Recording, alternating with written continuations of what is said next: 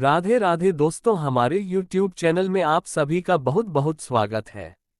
आज हम आपको निर्जला एकादशी के विषय में बताने जा रहे हैं, क्योंकि इसका नाम निर्जला है, यानी बिना पानी के इस व्रत को किया जाता है। निराहार निर्जला यह व्रत किया जाता है। इस एकादशी का नाम भीमसेनी एकादशी भी है, क्योंकि पहले इस एकादशी का नाम निर्जला एकादशी ही था। जब भीमसेन ने इस एकादशी को धारण किया, उसके पश्चात इस एकादशी का नाम भीमसेनी एकादशी हो गया। यह एकादशी ज्येष्ठ माह के शुक्ल पक्ष की एकादशी होती है और धर्म ग्रंथों में, पुराणों में, शास्त्रों ने बताया है कि यह एकादशी सबसे बड़ी एकादशी होती है और इस एकादशी का व्रत करने से संपूर्ण वर्ष की एकादशियों का फल प्राप्त होता है। वैसे तो पूरे साल में 24 एकादशी आती है, लेकिन जिस साल अधिक मास आता है उस वर्ष 26 एकादशी आएगी। यदि आप पूरे वर्ष की एकादशी नहीं कर पाते हैं तो आपको निर्जला एकादशी का व्रत करना चाहिए। यदि आप पूरे वर्ष एकादशी करते हैं और गलती से किसी भी एकादशी का व्रत करना आप भूल गए हैं, या आप व्रत नहीं कर पाते हैं, या फिर एकादशी के दिन भूल वर्ष आपने चावल खा लिए हैं, या चावल से संबंधित कोई भी वस्तु खा ली है, या एकादशी के दिन आपने अन्न का सेवन कर लिया है, उन सब दोषों की मुक्ति के लिए इस एकादशी का व्रत करना चाहिए। जो व्यक्ति निर्जला एकादशी का व्रत करता है उसके जन्म जन्मांतर के पाप दोष पीड़ाएं नष्ट हो जाती है। निर्जला एकादशी को लेकर के हमारे पास बहुत सारे सवाल आए हैं और कई सवालों के हम आपको जवाब देंगे और आपकी जिज्ञासाओं को शांत करने का प्रयास करेंगे, क्योंकि निर्जला एकादशी का व्रत सभी करना चाहते हैं, लेकिन इसके नियम बहुत ही कड़क है और इन सब का समाधान कैसे निकाल सके। यदि आप नियमों का पालन नहीं कर पाते हैं तो क्या पाप या क्या दोष लगेगा, ये भी हम आपको बता देंगे। तो हमारे वीडियो को अंत तक जरूर देखिएगा।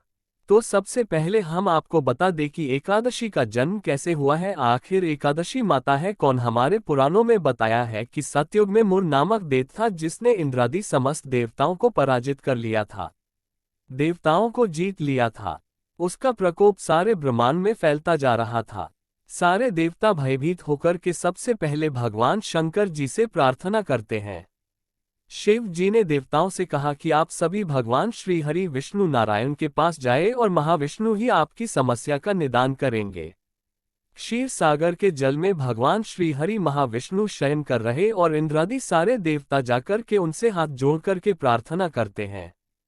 कहते हैं कि प्रभु मुर नामक एक दैत्य है और उसने चारों तरफ त्राही त्राही मचा रखी है। सारे देवताओं को वह निरंतर पराजित करता जा रहा है। हम सब परास्त हो चुके हैं। प्रभु, हम आपकी शरण में आए हैं, हमारी रक्षा कीजिए। भगवान श्री महाविष्णु ने देवताओं की प्रार्थना सुनकर के तुरंत चंद्रावती नगरी की ओर प्रस्थान किया तथा सुदर्शन चक्र के माध्यम से मुर नामक दैत्य के कई दैत्य साथियों को सुदर्शन चक्र से काट डाला। उसके बाद जैसे ही मुर ने देखा कि सुदर्शन चक्र सभी को मारता जा रहा है, तो वह कहीं पर अदृश्य होकर के जा करके छिप गया, क्योंकि भगवान युद्ध करते करते बहुत ज्यादा थक गए थे। अतः उन्होंने बद्रकाश्रम की सिंहावती नामक 12 योजन लंबी गुफा में विश्राम करने चले गए। बुरे विचार किया कि ये तो सो चुके हैं और इनको सोए सोए में मार डालता हूं। तभी मुर उस गुफा में घुस गया और महाविष्णु को मारने का प्रयास कर रहा था। जैसे ही मारने लगा, भगवान का वध करने लगा, उसी समय भगवान श्री हरि विष्णु के नारायण के शरीर से एक कन्या प्रकट हुई और उसने निकालते ही तुरंत मुर नामक दैत्य का वध कर दिया।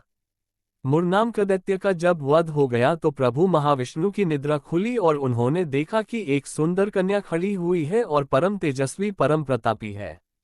भगवान ने जब देखा कि इस कन्या ने इस महाभयंकर राक्षस का वध कर दिया है, तभी भगवान उस कन्या पर प्रसन्न हुए और उसको वरदान दे दिया, जाओ, तुम्हारा नाम एकादशी होगा और तुम इस संसार में हमेशा हमेशा के लिए विख्यात हो जाओगी और प्रत्येक महीने के कृष्ण पक्ष एवं शुक्ल पक्ष की 11वीं तिथि की अधिष्ठात्री देवी तुम रहोगी। तुम्हारा नाम एकादशी के रूप में प्रख्यात होगा। लोग तुम्हें 11 के नाम से भी मानेंगे और तुम माँ एकादशी के नाम से पूरे संसार में पूजी जाओगी, तथा इस दिन का कोई भी व्रत करेगा तो उसके कई जन्मों के पाप दोष नष्ट हो जाएंगे तथा उसके पुण्यों का उदय होगा। साथ ही भगवान ने ये भी कहा कि यदि कोई मनुष्य समस्त तीर्थों की यात्रा नहीं कर पाता है, कोई पुण्य कर्म नहीं कर पाता है, कोई दान नहीं कर पाता है, कोई और व्रत उपवास नहीं करता है, वह केवल और केवल तुम्हारे दिन यानी एकादशी का उपवास करेगा तो उसे महापुण्य फल की प्राप्ति होगी तथा समस्त तीर्थों का पुण्य फल उसे अपने घर बैठे ही प्राप्त हो जाएगा। इस प्रकार एकादशी माता को भगवान श्री हरि महाविष्णु ने वरदान दिया और महाविष्णु वहीं पर अंतर ध्यान हो गए। इसी कारण एकादशी का सबसे अधिक महत्व है और सबसे बड़ा व्रत माना जाता है। ज्येष्ठ माह के शुक्ल पक्ष की जो एकादशी होती है जिसे निर्जला एकादशी कहा जाता है। निर्जला एकादशी अपने आप में अद्भुत और एक महाव्रत है और इस व्रत को सभी मनुष्यों को करना चाहिए। अब सवाल यह उठता है कि जो लोग बिना पानी के रह नहीं सकते हैं वो कैसे निर्जला एकादशी का व्रत करें। हालांकि धर्म ग्रंथों पुराणों में बताया है कि इस एकादशी का व्रत निर्जला और निराहार ही करना चाहिए। यह इस दिन जल भी नहीं पीना चाहिए, फलाहार भी नहीं करना चाहिए, चावल नहीं खाना चाहिए और कोई भी वस्तु का सेवन बिल्कुल नहीं करना चाहिए। तो इस एकादशी में नियम के अनुसार तो पानी पीना भी वर्जित माना गया है। लेकिन अब हम आपको एक बात बता दें कि कोई भी व्रत हो, कोई भी कार्य हो या कोई भी नियम हो, उसमें वृद्ध लोगों के लिए नियम लागू नहीं होता है। साथ ही जो बीमार व्यक्ति होते हैं, किसी रोग से पीड़ित होते हैं, चाहे उनको कोई भी रोग हो, शुगर हो, ब्लड प्रेशर हो, थायराइड हो या अन्य कोई भी रोग हो, उनके लिए भी यह नियम लागू नहीं होता है तथा बच्चों के लिए भी यह कड़क नियम लागू नहीं होता है। साथ ही गर्भवती माताओं के लिए भी यह कड़क नियम लागू नहीं होता है, यानी कि वृद्ध लोगों को, बुजुर्गों को, रोगियों को और बच्चों तथा गर्भवती माताओं को निर्जला एकादशी का निराहार निर्जला व्रत नहीं करना चाहिए। उनके लिए ये कड़क नियम धारण करने की आवश्यकता बिल्कुल नहीं है। वो निश्चिंत होकर के इस दिन वह पालन करें यदि वो व्रत करना चाहते हैं। रोगी व्यक्ति चाहता है कि वो भी व्रत कर ले और गर्भवती माताएं चाहती है कि वो भी व्रत कर ले, बच्चे चाहते हैं कि वो भी व्रत कर ले और बुजुर्ग व्यक्ति चाहते हैं कि वो भी इस व्रत का पालन कर ले। लेकिन निर्जला व्रत कैसे पालन करें? निर्जला व्रत करने की उनको आवश्यकता नहीं है। उनको यदि व्रत करना है तो वो फलाहार करके इस व्रत का पालन कर सकते हैं। यानी फलाहार में जो वस्तुएं आती हैं जैसे फल से निर्मित वस्तुएं, फल का रस या दूध से बनी वस्तुएं, दूध की मिठाई या अन्य जो भी फलाहारी वस्तुएं हैं जिनको आप फलाहारी मानते हैं, जो फल से संबंधित है या एक राशि में फलाहार के रूप में जिनका हम उपयोग करते हैं, उन वस्तुओं को ग्रहण करके वो इस व्रत का पालन कर सकते हैं। इसमें आपको काला या सेंधा नमक जो फलाहारी नमक होता है उसी का उपयोग करना चाहिए। सादा नमक का उपयोग नहीं करना चाहिए तथा फलाहार में हल्दी का उपयोग बिल्कुल नहीं किया जाता है। वैसे इस व्रत में आप यदि रोगी है, वृद्ध है, बालक है या गर्भवती है तो आप आलू का प्रयोग कर सकते हैं। इसके अलावा अन्य फलों का भी आप उपयोग कर सकते हैं। लेकिन ध्यान रखें आपके घर में किसी भी अवस्था में इस दिन चावल बनना भी नहीं चाहिए और चावल खाना भी नहीं चाहिए। कोई इसे भी चावल आपको नहीं खाना चाहिए। समा के चावल या कोई भी अन्य चावल इस व्रत में बिल्कुल भी उपयोग नहीं करना चाहिए। इस व्रत में केवल आपको जो है अन्य फलाहारी वस्तु का उपयोग जो है कर सकते हैं।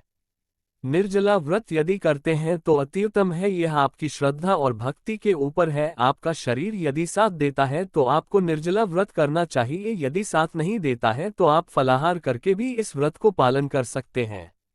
अब एकादशी व्रत में तुलसी का बहुत महत्व है। तुलसी जी के बिना इस व्रत को अधूरा माना जाता है।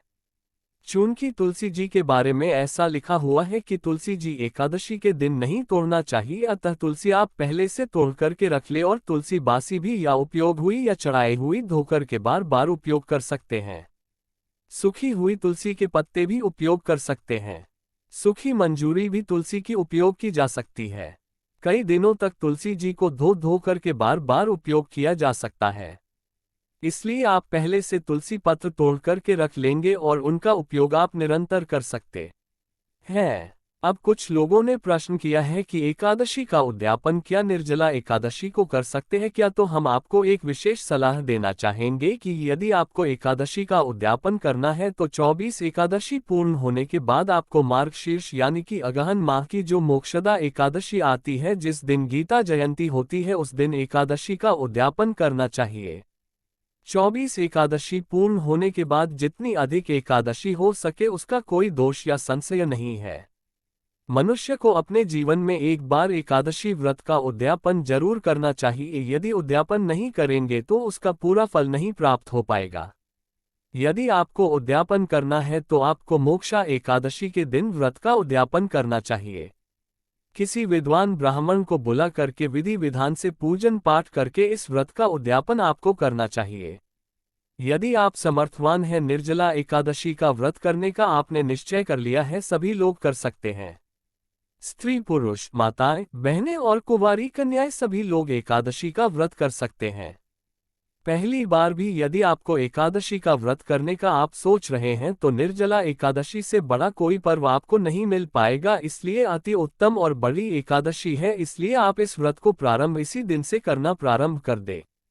24 घंटे आपको निर्जला निराहार इस व्रत को करना चाहिए तथा आप यदि जल पीना चाहते हैं तो सुबह सूर्योदय से पहले पहले आप जल पी सकते हैं। कोई दोष नहीं है, कोई संशय नहीं है, या अन्य कोई भी वस्तु आप यदि ग्रहण करना चाहते हैं तो आप सुबह जल्दी उठे, स्नान करें, भगवान का पूजन करें और उसके बाद भगवान को निवेदन लगा दे और वह वस्तु सूर्योदय के पहले यदि आप ग्रहण कर लेंगे तो निश्चय ही आप एकादशी का व्रत करने में समर्थवान रहेंगे। और उसके बाद जैसे ही सूर्योदय हो 5:38 पर उस समय निर्जला निराहार व्रत आपका प्रारंभ हो जाएगा। पूरे दिन आप निर्जला व्रत रखेंगे और अगले दिन सुबह ना चाहिए पारणा करने के लिए भगवान का चरणामृत जल और तुलसी पत्र सबसे उत्तम माना गया है। उसके बाद आप सभी भोजन कर सकते हैं। द्वादशी के दिन चावल जरूर खाना चाहिए। द्वादशी के दिन चावल खाने से सभी प्रकार के सुखों की प्राप्ति होती है तथा भगवान अत्यधिक प्रसन्न होते हैं। एकादशी और 10वीं के दिन गलती से भी मनुष्य को चावल नहीं खाना चाहिए। चावल का दान आप कर सकते हैं लेकिन चावल खाना नहीं चाहिए। अब कुछ भक्त जनों ने प्रश्न किया है कि एकादशी को तुलसी में जल चढ़ाना चाहिए या नहीं चढ़ाना चाहिए।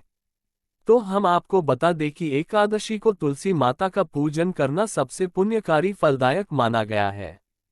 इसलिए आप तुलसी माता को जल भी चढ़ाए, वहां दीपक भी लगाए, उनका पूजन अर्चन अच्छी प्रकार से करें। और गर्भवती महिलाएं यदि बिना व्रत के पूजन पाठ करना चाहती है तो कर सकती है। गर्भवती माताएं फलाहार, फल आदि वस्तुएं लेकर के इस व्रत का पालन करें और इस दिन अन्न का सेवन न करें, चावल का सेवन न करें और भगवान की विधिवत पूजन अर्चना अवश्य करें। जिस प्रकार सभी लोग पूजन करते हैं उसी प्रकार आप व्रत कर सकते हैं और पूजन कर सकते हैं। और जो व्यक्ति एकादशी तिथि के दिन भूखे नहीं रह सकते हैं वो इस व्रत को यदि करना चाहे तो कैसे करे, इसके बारे में हम आपको बता दें कि आप फलाहार लेकर के और दूध से बनी मिठाई लेकर के या अन्य फलाहारी वस्तु लेकर के इस व्रत का पालन कर सकते हैं। भगवान तो भाव के भूखे हैं, श्रद्धा के भूखे हैं, इसलिए आप श्रद्धा से यदि उनके निमित्त व्रत करेंगे तो वो उसको स्वीकार कर लेंगे, क्योंकि निर्जला निराहार व्रत सभी के लिए संभव नहीं हो पाता है। इसलिए आप फलाहार लेकर भी इस दिन व्रत कर सकते हैं। इसमें कोई दोष नहीं, कोई संशय नहीं है, बिल्कुल डरने की घबराने की आवश्यकता नहीं है। आपको भी वही पुण्य फल प्राप्त हो पाएगा। निर्जला एकादशी व्रत का प्रारंभ सूर्योदय से होता है, जो कि सूर्योदय अगले दिन जला एकादशी के दिन भगवान का नाम स्मरण करना चाहिए। गीता जी का पाठ कर सकते हैं, गोपाल शस्त्र राम का पाठ कर सकते हैं, या फिर सबसे बड़ा जो महामंत्र है जिसे द्वादशाक्षर महामंत्र कहते हैं, ओम नमो भगवते वासुदेव, इस महामंत्र का जाप करना आपके लिए अति उत्तम रहेगा। या आप श्री कृष्ण शरणम मम या ओम विष्णुवे नमः या ओम नभ नारायण इस महामंत्र के जाप से जो है एकादशी का व्रत और भी अधिक पुण्य फलदायी आपके लिए सिद्ध होगा। गरुड़ पुराण और अन्य पुराणों में एकादशी व्रत के बारे में बहुत कुछ लिखा हुआ है। एकादशी का व्रत श्रद्धा और भक्ति से किया जाता है। प्रत्येक मनुष्य को एकादशी वहन करना चाहिए, क्योंकि एकादशी का व्रत करने से उसके जन्म जन्मांतर के पाप नष्ट हो जाते हैं तथा उसके पुण्यों का उदय होता है। जब उसके पुण्यों का उदय होता है तब वह जीवन में सुख शांति समृद्धि को पाता है और धर्म अर्थ काम मोक्ष को प्राप्त करते हुए अंत समय में वैकुंठ लोक को प्राप्त कर लेता है। तो भक्तजनों, हमने जो ज्ञानवर्धक जानकारी आपको दी है उसको आप अधिक से अधिक लोगों को शेयर करिएगा, लाइक करिएगा और कमेंट बॉक्स में आपका कोई और भी प्रश्न हो तो आप जरूर लिख दीजिएगा। जैसे हम उस विषय पर आपके लिए वीडियो प्रस्तुत करेंगे आपको जवाब देंगे। और हमारे इस वीडियो को आप अधिक से अधिक लाइक करिएगा और अधिक से अधिक लोगों तक पहुंचा दीजिएगा, ताकि उन सभी की जिज्ञासाओं को शांति प्राप्त हो सके और वो पूरी विधि विधान से निर्जला एकादशी का व्रत बिना किसी भ्रम के, बिना किसी भय के, बिना किसी संशय के कर सके। तो आपको और आपके पूरे परिवार को सादर जय कृष्ण, सादर धन्यवाद।